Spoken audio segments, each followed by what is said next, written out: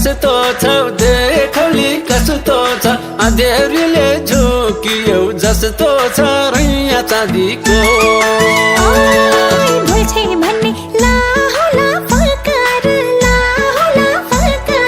पानी मिठो हुन्छ र पकर रैया चाँदीको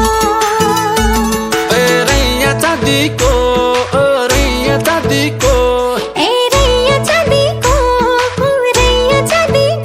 म त